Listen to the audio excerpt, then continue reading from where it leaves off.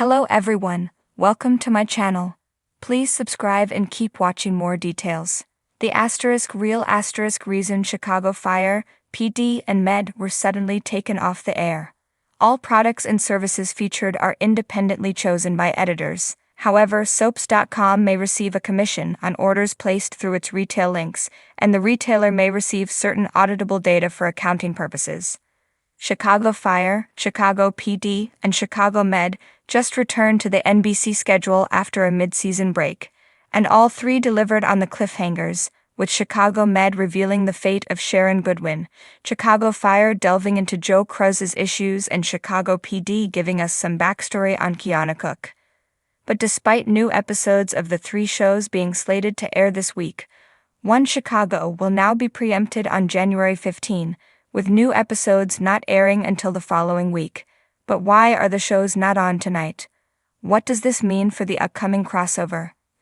The answer to this question doesn't actually have to do with the Los Angeles wildfires, which may have been many viewers' first guess, and was the reason NBC decided not to air a promo for the Chicago Fire episode that was slated to air this week.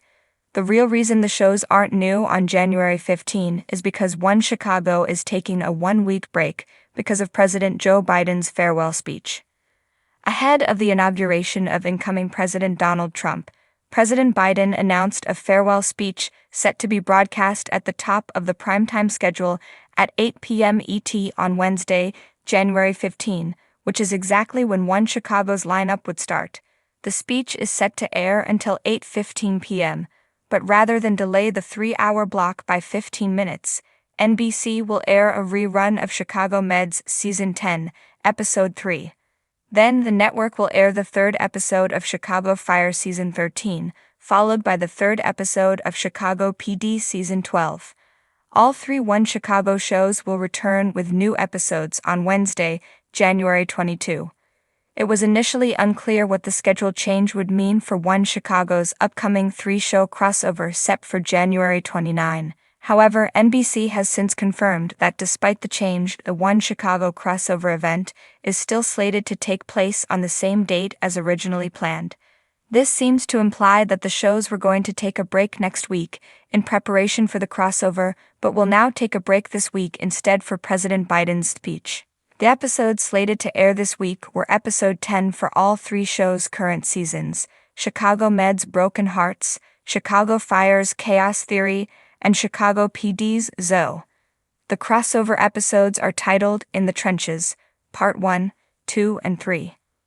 There will also be a scheduling change for the week of the crossover, with Chicago Fire airing first, followed by Chicago Med, with the crossover ending with Chicago PD. One Chicago Wednesdays usually start with Chicago Med followed by Chicago Fire.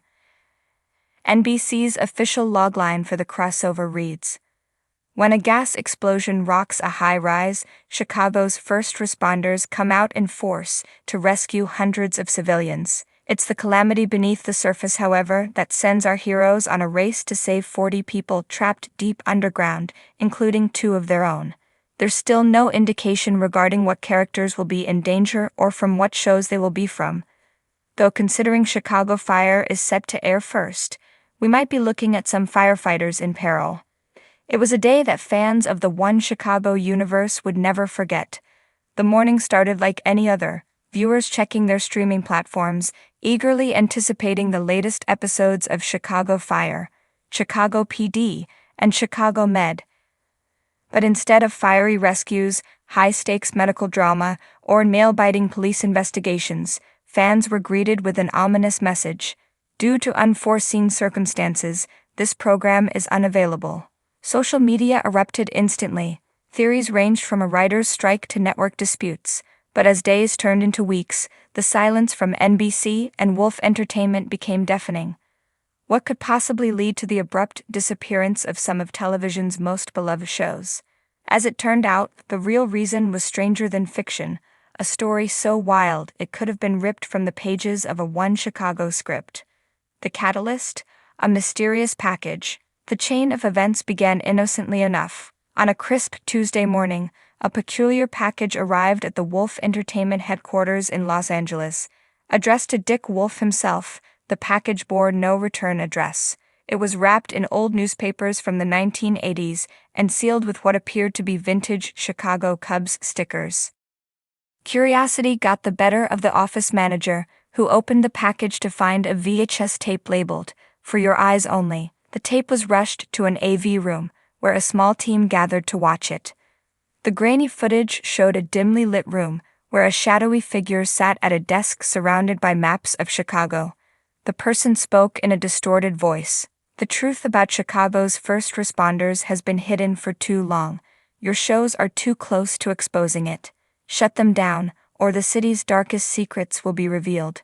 At first, it seemed like a prank, but attached to the tape was a dossier containing startlingly accurate details about upcoming storylines that had not yet been shared with anyone outside the writers' rooms.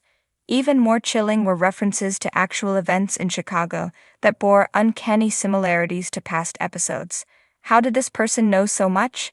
And why were they targeting the One Chicago universe? The investigation begins. Dick Wolf, known for his meticulous approach to storytelling, was not one to be intimidated. He hired a private investigative team to uncover the source of the tape. Meanwhile, executives at NBC held emergency meetings, debating whether to pull the shows temporarily to avoid any potential fallout. The investigators' initial findings were bizarre. The VHS tape was traced to a defunct video rental store on Chicago's South Side. The store had been closed for over 2 decades, yet its address matched a recurring filming location used in Chicago PD, adding to the mystery. The maps shown in the video included marked locations that corresponded to major plot points in past seasons. As news of the tape leaked, fans on Reddit and Twitter turned into amateur sleuths. Some believed the shadowy figure was a disgruntled former employee. Others speculated it was a publicity stunt gone wrong, but a small vocal group had a more outlandish theory. The One Chicago shows were based on real events, and someone was desperate to keep the truth buried. The Secret Society of Chicago. The investigation took a dramatic turn when a second package arrived at NBC headquarters in New York. This one contained a thumb drive and a letter. The letter, written in a shaky hand, read, "You're getting too close to the truth. Chicago isn't what it seems. The shows must stop." The thumb drive contained encrypted files, which, once decoded, revealed a web of connections between Chicago's real-life first responders and a secret society known as the Order of the Flame. According to the files, this group had operated in the city for over a century, influencing everything from political decisions to public safety protocols. Their motto: "We control the chaos."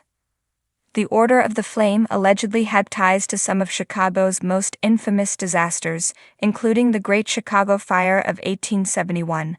What's more, several of its supposed members bore uncanny resemblances to characters on the shows. For instance, a historical photo of a firefighter from the 1920s looked eerily like Kelly Severide, while a 1960s nurse bore a striking resemblance to Dr. Natalie Manning. A race against time. As the evidence piled up, the decision was made to temporarily halt production on all 3 shows. Officially, NBC cited production delays, but behind the scenes, the stakes were escalating. Cast and crew members were sworn to secrecy, and security on set was tightened.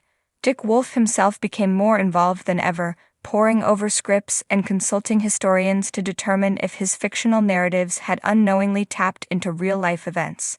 He also reached out to former Chicago mayors and retired first responders, hoping to uncover the truth about the Order of the Flame. The break in the case came when the private investigators tracked down the shadowy figure from the VHS tape. It turned out to be a retired journalist named Harold Hal Cormack, who had spent decades researching the Order of the Flame. Hal claimed he had stumbled upon the society's existence while covering a series of unsolved arsons in the 1980s. His attempts to publish the story were thwarted by powerful forces, and he had been living off the grid ever since. Hall admitted to sending the packages but insisted his goal was not to harm the shows. Instead, he wanted to use their popularity to draw attention to the real-life heroics and dangers faced by Chicago's first responders. "The line between fact and fiction is thinner than you think," he warned. The aftermath. In the weeks that followed, NBC and Wolf Entertainment worked tirelessly to address the situation. Publicly, they framed the hiatus as a routine scheduling adjustment.